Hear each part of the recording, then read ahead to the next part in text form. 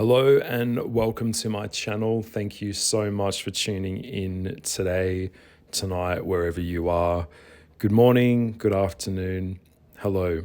And thank you to the people that reach out to me. It really means a lot to me and it places value in my uploads, in my podcasts, and in my work. If you are new to my channel, welcome. I talk about things that all things mystical, astrological, psychological, and occult, anything hermetic. I'm right into it. So I like to unpack and share very honest and upfront, I guess you could say, information with people. So everything that I say comes from experience. It comes from lived in, learnt experience. It's not me reading it from a book. It's nothing like that. It's just me giving my experiences with you. So that being said, if you'd like to reach out to me, I am still in the process of collecting questions for an upcoming Q&A. I said I was going to get 30 and I am still doing that. So promises made, promises kept. I do really appreciate good questions that are interesting and deep. Anything that is kind of shallow or really basic, I'm really not really interested in that. I'm here to grow and I'm here to learn and expand. And of course, if you'd like to leave a comment below in the comment section, that would be very, very much appreciated as well. Every now and then someone will say something and it's like, oh yeah, cool, awesome. And I get a bit of a perspective, or I get someone tells me something I didn't know. So yeah, just sharing information is really crucial. So that being said, I have been wanting to talk about this topic for a long, long time. I've had a couple of people ask me to talk about the divine feminine, or more kind of pertaining to the dark feminine. What is it? What is the dark feminine? Now, I will at some stage probably do a dark masculine video just to keep this fair.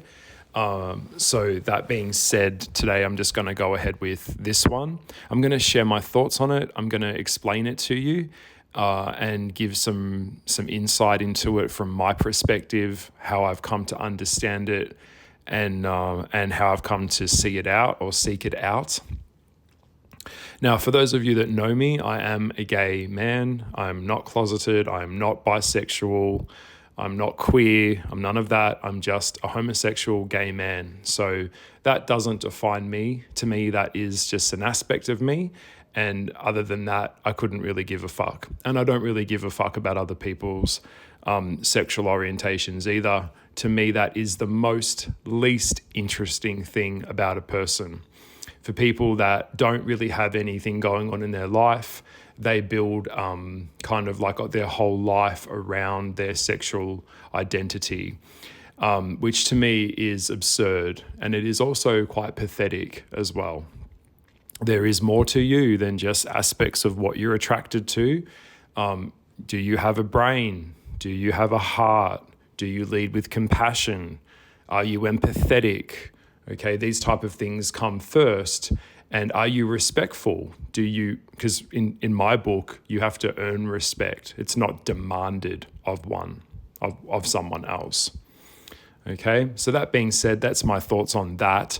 Now, that's why I needed to put this out on the table first, is because you are getting this from my perspective as a gay man. So on behalf of women out there, now I need to get this on the table as well. This is about the divine feminine energy that is innately and inherently in women. That's biological women, okay? Like I've said before in previous videos, if I was to paint myself black, and could I be a black man if I wanted to be? Well, of course not. It's the same logic would go if you wanted to change your sex, okay? It is not something that you can change, all right? You can do blackface or I would say woman face, but that doesn't inherently change you to be that thing. Okay, so I want to make that clear. So this is for women out there that understand what I'm talking about. Okay, so this does not apply to any transsexuals or transgender people. Transgender people can imitate the divine feminine and the dark feminine, but they can never be it. Okay, it is just what it is. Okay, so that being said, I hear the word, and I've heard it for a long time. I'm not on TikTok, but I do hear from time to time people talking about the dark goddess or the dark feminine or reconnecting to the dark gods. And it's always been something that's been quite interesting to me, being in the occult, being into all of this and looking at deities, looking at archetypes like the mother, looking at archetypes also in the astrology like Cancer and Taurus and things like that. It's really quite fascinating. We also see a lot of goddess energy in the feminine. Also in the Kabbalah, we see the tree of life. And we also see the Hukmah, which is the divine masculine, and Binah, which is the divine feminine. So this is a very powerful energy. And also, if you're listening to this, I can say it now humbly that I will never know what it's like to be a woman. I'm only coming at this from the angle that I'm looking at this from, logically and with due respect. So I'm not telling anyone what they are. I'm just in this regard, I'm not only another woman would understand what it's like to be a biological woman and go through having their periods, going through all of those hormonal changes, and bringing life into the world. Obviously, I'm a man. I can't create life. I can create sperm, but I can't create life without the womb. And that being said, just looking at that and just putting that on the table right now, I'm already thinking of like goddesses like the Hecates, the Liliths, the female demon energy, Sekhmet. I think of Sekhmet. I think of Athena. I think of Artemis. These are powerful archetypes that are beautiful and divine. I also think, Medusa as well. If I didn't say Medusa, for sure, Medusa would definitely be in the category of the dark feminine. And it's really interesting because there's without the feminine, there's the play of the masculine and the feminine, and also toxic, not toxic, but wounded masculine hating on feminine or trying to control feminine. We also saw that in the story of Medusa as well, which I will get onto at some point and unpack that as well. It's quite interesting. Kali energy comes to mind, the dark feminine. These types of things are very powerful. And for women out there, I do see a lot of women embracing that type of vibe. And it is more of a darker vibe.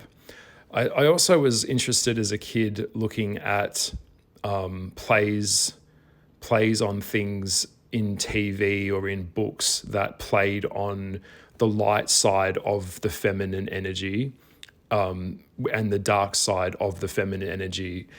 I used to watch Buffy the Vampire Slayer. We definitely saw that in the duality and the play on the two slayers between Faith and Buffy. Faith was definitely an embodiment of the dark feminine. She took her sexuality and really went with it and turned it right up. She was very unapologetic about who she was and was very, very strong. We also saw how that her dark feminine went into the wounded feminine as well, and what became of her character as that show and the show Angel kind of spilled out into the ether. And of course, Buffy was more of a refined, lighter energy that had more compassion. So when I look at dark feminine energy, I mean, what we really have here is the shadow side of the divine feminine. So the receptive energy of the divine feminine is more of a nurturer and a caretaker. It's more of a creative energy that is kind of soft, and that is more emotional. And the dark feminine is more kind of like primal and impulsive in its own way if it's out of control. The dark feminine and the light feminine is not bad. Either of them are not bad. Same with masculinity. Obviously, too much of one thing is unbalanced. And I've got my Mercury is in Libra. So I understand at times I need to talk very strongly and be very assertive. And at other times I am quite passive and I'm quite receptive and I'm just listening and I'm not engaging as much in the physical. So balance is key to anything in any level of the occult or anything really in life. If you eat too much of the same thing, you will die. And so I want to talk about that a little bit as well, because I find it really interesting, and I think probably people out there also find it quite interesting as well, is that, you know, an unbalanced force out there in the universe is very dangerous, and or in the world is very, very dangerous. So because it overrides things outside of their limits. So dark feminism, you know, hating on men, this type of thing is also very, very dangerous as well. And of course, the dark masculine, which is hating on women, is also terrible as well, and that's controlling. We also see that tied back into history, into religions, into priests and monks and people of higher authority, shaming women and trying to control women and trying to suppress women. You know, I see this too, you know. I can get it. Like, I get it, you know. I'm not in there, but I see it for what it is, probably from more of an outside perspective, because I really love a beautiful, strong woman. I myself, as a gay man, am not really attracted or find very kind of girly, soft, naive, bubbly girls something that I would really like. I can't really connect with that because it's not really like real. I like women that are opinionated and assertive. And that's the thing about the divine feminine, is that you, as a woman, you can be assertive, but you don't have to be like a cold bitch about it. So I get that.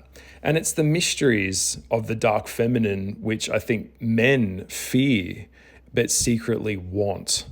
It's it's kind of like the representation and expression of creation and destruction, you know, rebirth, transformation, that type of thing. Obviously, it's really connected to the woman because of her ability to create life and her body and her choices, these types of things. It's really quite a powerful thing. And energetically, when I talk about this, I think of like Bill Quiss. If you've ever seen the show American Horror Stories, there's a lot of characters in there, particularly around season 3, that were or are very much about the divine feminine and also the dark feminine, the use of power and the abuse of power as well that women can have over each other or over men. And Bill Quiss, of course, goes without saying, was from American Gods, the TV show. If you know that show, you'll know that the way that she accepts her offering is to force or push or get men and women into her vagina, into her nebulous, where she consumes their energy That's how she accepts her way of accepting her deity and her worship to herself, which is really interesting. and it's quite powerful and quite incredible to watch these characters as well. That when I think of Bilquis on the show American Gods, I think of the embodiment of female empowerment, and it's really how that character went from being a goddess to like being homeless to finding her way and regaining herself and reforming herself, rebuilding herself, going through the AIDS epidemic, which we saw on that show. I'm just using this as a character reference, for example. And also the thing about the dark feminine is that it doesn't really need to say much. It has a very calm presence about it. When I see a woman that is in her dark feminine in a room, you can feel that.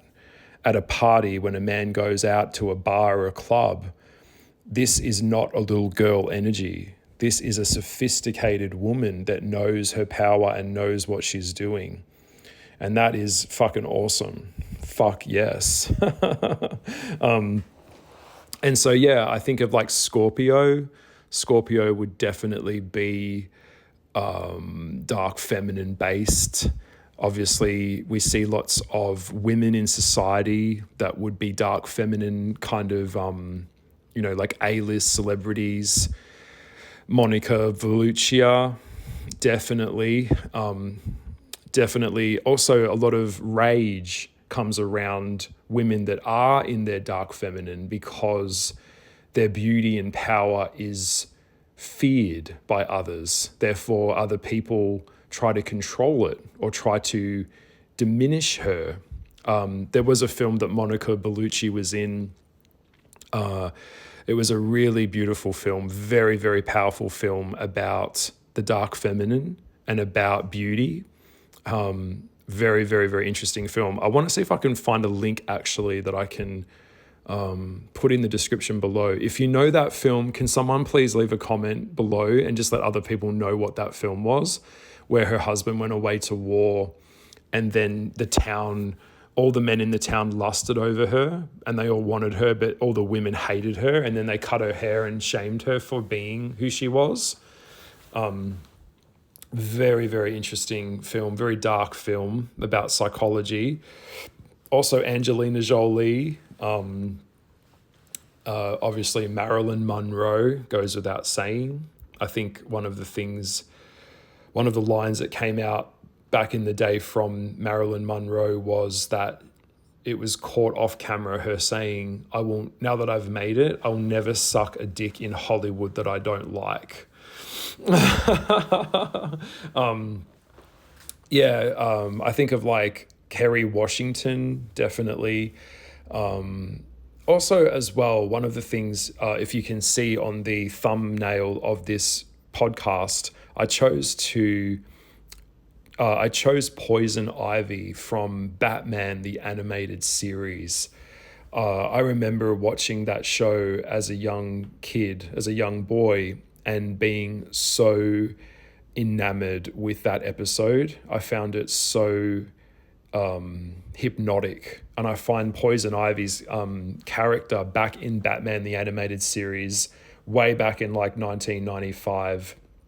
It's those episodes really still stand up to this day because they were quintessentially playing with archetypes and bringing that into really, really well done animation. And Poison Ivy would be like the embodiment of the dark feminine and also the grotesque of what the dark feminine becomes, which is this kind of eco-terrorist that hates men and poisons men. And that's what the episode was about. I think it was about episode 5, maybe episode 4 of season 1. We meet a character that poisons Harvey Dent, of course, with a kiss. A kiss can be deadly if you mean it. And it was just really well done. Also, with that dark feminine energy, it was like she was a beautiful Venus flytrap that attracted people to her. And so she didn't need to, and this goes without saying for the dark feminine or for femininity, it doesn't need to compete with a man because it is not able to compete with a man on those levels. Femininity has its own beautiful gifts. It doesn't need to compete with a male. So what I'm saying is she didn't have the muscle power to kill Batman and overthrow him in a one-on-one fight. But what she did have was her ability to ensnare him. And also in that episode, so what I'm saying is the dark feminine puts itself in a position that is powerful. It attracts things to it. It doesn't chase things. And that's really this kind of calm demeanor that we see in that character in that show, the way that she was drawn, the way that she was animated, the way that her eyes glowed, her body shape was exuding sexual energy. And this is very powerful, obviously, to men, because it can make men do whatever she wants, and so the poison that she used was from a very rare rose that had been extinct. It was called the wild thorny rose. And of course, she was very intelligent. She wasn't an idiot. She knew what she was doing. She had a PhD in botany. She was a chemist, quintessentially. So she understood biochemistry. She understood about who she was. This was a very well-developed character that had an agenda. But the problem was she'd just kind of like taken it too far. And of course, that becomes man-hating, and it becomes like she gave into her impulses too much and became enraged and fanatical, which is what can happen when the divine feminine and the light and the dark isn't integrated properly, which was really done very, very beautifully. Also, there was like a scene where, Batman was completely incapacitated with her Venus flytrap. We also saw that the Venus flytrap was drawn conveniently in the shape of a vagina, this vagina that's pulling Batman in with its sharp teeth. It was whoever animated that, they totally knocked it out of the park. And that's why it always stayed with me. As a kid, I think that was probably the first time that I'd seen this level of sophistication in the dark feminine expressed and represented very, very well. It was done right. And so it's really interesting. We see like life is about balance, like we know. It's a constant tightrope of balancing things, surrender and effort type of thing. And I think that's really interesting, like the yin and the yang. I also think of plus, like with a battery, like the battery, like it's got a plus and it's got a minus on it. And, I think we normally associate like the negative with the minus, but we need a minus and a plus. We need them both there for a reason. One conducts energy and one releases energy. So, obviously in amounts that are of a level of balance, I guess you could say. So yeah, it's really interesting. And I think also part of the divine or the dark feminine is calling out truth where it sees it. When I think of this, I think of like Alanis Morissette back in the day with her albums. They were very powerful songs that she would write about relationships and emotions, validating her emotions and her like breakups or her rage. I think a lot of people kind of got the vibe of that album, Jagged Little Pill, very dark feminine energy there. And some would say maybe some of those songs were like man-hating, but I don't really see it that way. I just see it as a woman that was expressing herself. Also, the divine feminine is creative, and it's alchemizing pain from a woman that's been scorned and then using it and transmuting that into something beautiful. Obviously, the dark grotesque of that would be being a bitch, being hateful, being bitter, being resentful, that type of thing. The archetype of the witch also comes into play as well with the dark feminine, because with the feminine, we've got these stages where it's the maiden, the mother, and the crone. And I think that it's interesting because always around those three archetypes in the woman's life that men fear and try to destroy them the most. Like they sexually, like, for example, like, I don't know, I don't know if it's a word, but they sexually exploit like a little girl. Like in porn, you'll see a lot of little girls have pigtails and they're all dressed up like little baby dolls and shit like that. Very baby girl makeup, which is also a man controlling her in the sex, because a lot of porn is very, very abusive. And then we see a lot of the maiden, you know, a woman that's developed and has grown into like becoming like a woman, a childbearer, you know, has essentially, her hips have widened, she's naturally developed, and now she's ready to have a baby. Men hate women for that too. You know, the fear of her having a baby that he doesn't want, or the fear of controlling her reproduction, that type of thing is really fucked up, I've noticed. And then of course the crone is the witch, which is like a woman, like the archetype of that would be like a woman that lives out on the edge of the forest and, you know, way out in the mountains or something, in a little hut. And, you know, men come and seek her knowledge and counsel because she is in tune with nature and the elements and the earth, and yet and knows how to heal, and is a medicine worker, and knows the secrets and things of the universe and life. And then they hate her for her knowledge that she's acquired, and then they want to burn her to the stake, while at the same time the fucking church is going to see her to have visits to go get spiritual counsel from her as a spiritualist. So it's always this like, and I can see it. And if you're listening to this now, I get it. Like there's always this fucking dichotomy with women, where women, they're allowed to be pretty, but not too pretty. They're allowed to be strong, but not too strong. This type of thing where it's like society tells a woman what she should and should not be. So we do see a rebellion against that a lot of the time. And I totally understand, you know, there is a rebellion there, obviously with the archetype of Lilith, you know, it's about kind of doing your own thing and rebelling against authority, against quintessentially God, which is telling a woman, you know, what to be. We also see a lot of religions, and I have to mention this, Islam is a very oppressive religion to women. Obviously, it's like using a woman as a birth machine, like a birthing factory. You know, a man can have multiple wives, and she's got to pump out the babies and have like 3 or 4 babies to him, while he's got multiple wives at one time. We know the acid attacks, we know the abuse. They've got to cover themselves up because the man might not be able to hold himself back. This type of shit, it's all fucking oppressive. The dark feminine would hate that shit. Hate it. And I totally understand.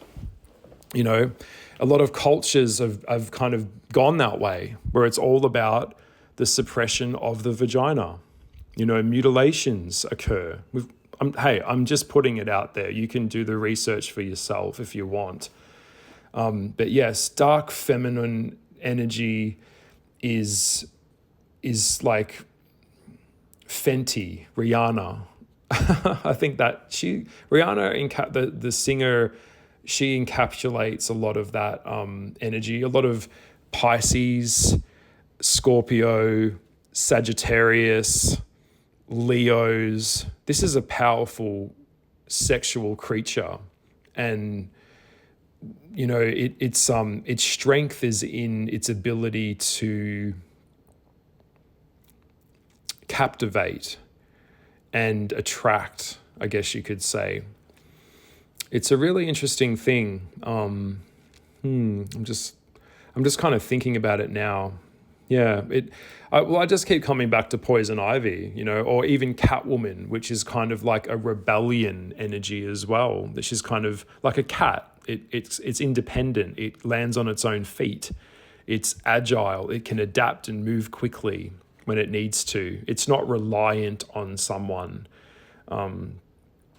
So yeah, traditionally, I would say in society, a lot of men.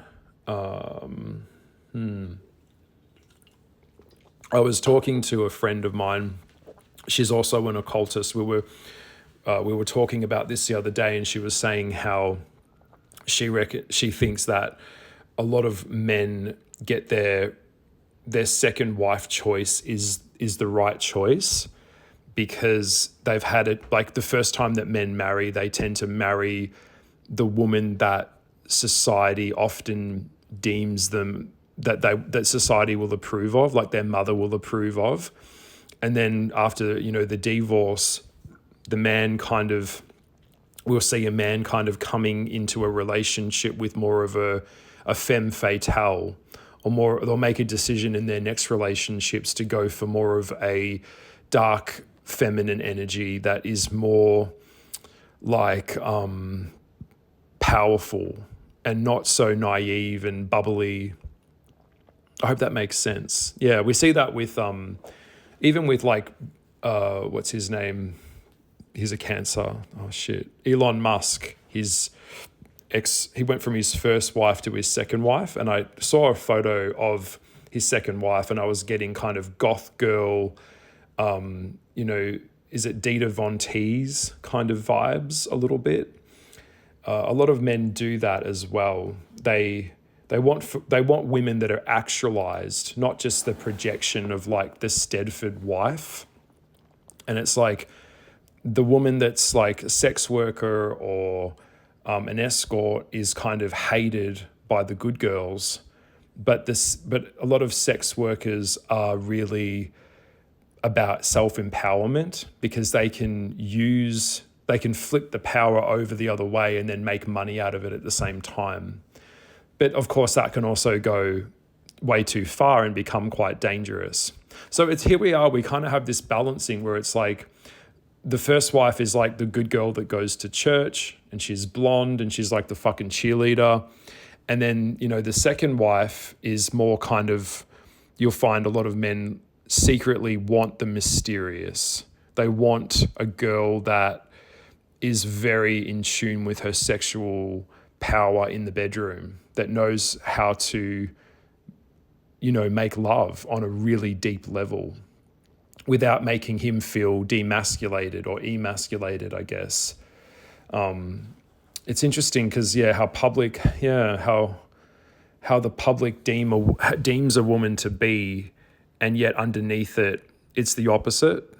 You know, like a lot of men will go out and they may not go and talk or connect with the woman that they really, really want to, because they're too scared that she will reject them. And that's the woman's choice. It's always the power of the choice. The power of the pussy is that the woman can say no, because she's the receptor of it. You know, obviously she's the one being penetrated. So it's like, that's the thing, is that her power is in her decision. So if, what I would say is, weak femininity is just giving in to everyone.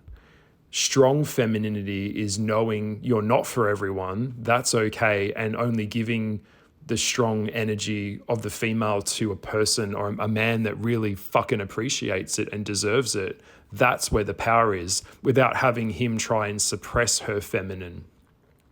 Because women don't want to feel controlled. They want to feel contained. And that's where men tend to fall short. You know, a lot of men don't even know how to give a woman good head. They've got no idea, because they've never really taken the time to understand where the clit is, or understand how a woman's anatomy, which is fucking crazy to me, because it's usually all about him.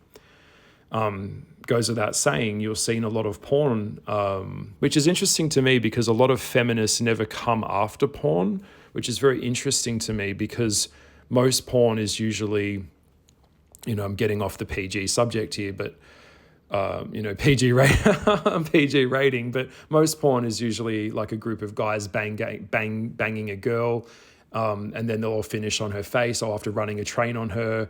I don't see empowerment in that at all. I don't see any empowerment. That's about them taking power over her. If that's the thing. Even if she's making more money out of it, she's still running the risk of dealing with the taboo of it, and obviously pregnancy as well. Like, it's always a risk. Birth control, it's things like that. She's at more of a risk of STIs, for obvious reasons. So, it's interesting. It's really interesting how society shames and suppresses the dark feminine, but then secretly wants it at the same time and celebrates it. It's always something that I've always kind of thought about. And then there's for me, when I think of the feminine, I think of Mother Earth. I think that this Earth is female, and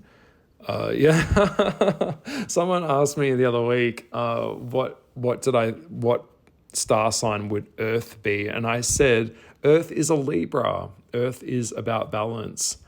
So if, humans continue to act like a virus on the planet, then of course, once Mother Nature detects that, she's going to fucking click her finger and wipe it all back to zero again. Actually, I've got a really good example as well. If you guys have seen the movie Mother, with Javier Bardem and what's her name? Jennifer Lawrence. Oh, please go and watch that film. That is an incredible film about exactly what I'm talking about here. A lot of psychological aspects around the divine feminine and Mother Earth are all in that film. That was done by Darren Aronofsky, very, very famous and very, very incredibly astute director. So so confronting your inner components, like confronting both sides of yourself, your dark and your light self, is quintessentially the way to go. Obviously, we've got to confront, even for men, if you're listening now, confronting your shame and your trauma, and where your suppressed desires come from. That's where we need to go always. And it'll always be there as well with shadow work, because the answers will be there, but they'll be there because you haven't looked there yet. A lot of us, if we trace the cords back to the wall, we'll see that a lot of the things that we do all come from our childhood and from trauma. Quintessentially, that's what we are. When we get older, we have to go through our trauma again. So I see dark feminine as resourceful as well. So it could be a single mother that has to feed her kids, that knows that she has to get out there and sometimes she has to fight. She has to protect. She has to defend. That's dark feminine energy, like Kali, like rip your face off kind of energy. It's got a bite to it. It's got a sting to it. And that's fair enough, fair enough. What's wrong with protecting your family? What's wrong with protecting your kids? What's wrong with that? Nothing, So the dark masculine is obviously, the fucked up side of a patriarchal system, which we can look back. There is truth in that for sure, which is about men controlling women or men controlling people. And so that can also swing in the pendulum way too far. And then that's fucked. So both sides can be pretty fucked. It really depends on your point of view. I also think of like the Madonna whore complex as well. That's something that we've also seen as, seeing women as sexual beings and then shaming them for it at the same time. There's like a bro code for straight men. They get to fuck as many women as they want and they're the man. And then if a woman does it, she's a whore or a slut. So there's a lot of shaming going on around that as well, which is also, I've seen that. I understand that as well. Also, it's, one of the things that I like to say, if you're in an argument or a conversation with someone and they say something that's completely unbalanced, I'll give you a tip. what I would do is flip it round the other way and then put them in the position of what they just said as the receiver of it. So, for example, it would be okay. Like I was just talking about this the other day in my last podcast that I did the other day, where it would be, in the bro code world for straight men, it would be fine for them to, fuck a young girl that's in her, in her late teens. It's barely legal because they'd see that as hot. We know that in the porn world, barely legal pornography is the most Googled thing.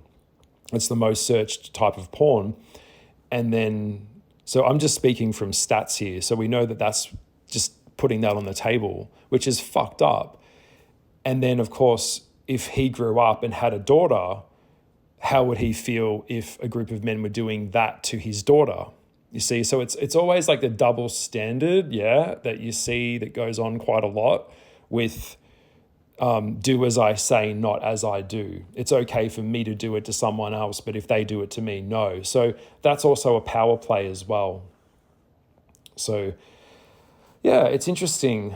I won't lie, I like I like a bad bitch. I like a girl that is assertive, that isn't confused. I remember another show I will talk about as well. What was it? Gossip Girl. I used to watch a little bit of Gossip Girl.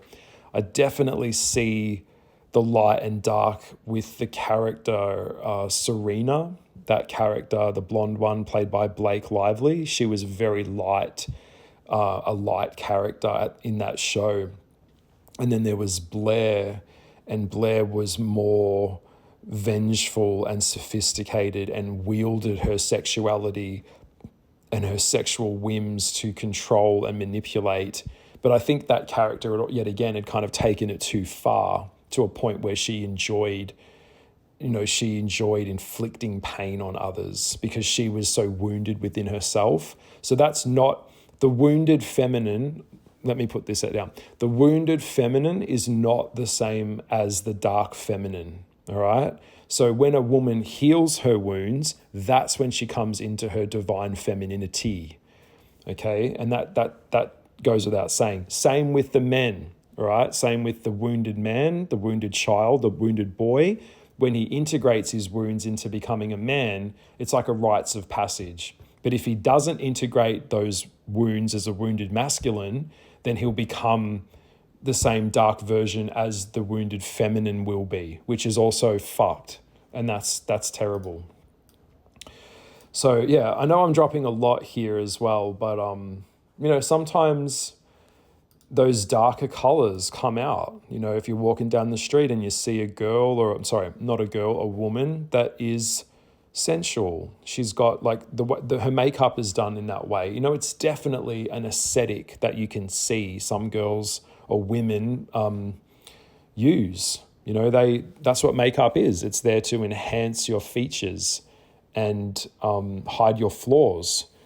So it's kind of like, in a way, I think it was Avril Lavigne. She did a song on her first album which was talking about makeup being like war paint, like putting on her paint in the morning, her war paint. Also Mean Girls as well.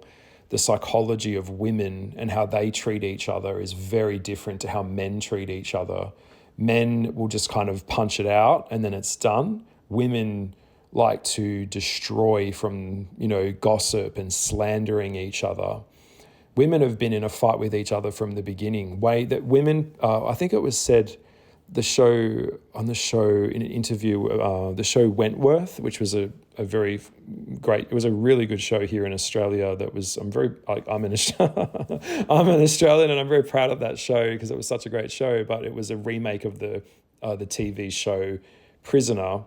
And one of the producers on the show was talking about how they worked with a psychologist, and they said that there are more vicious attacks in female prisons than there are in male prisons.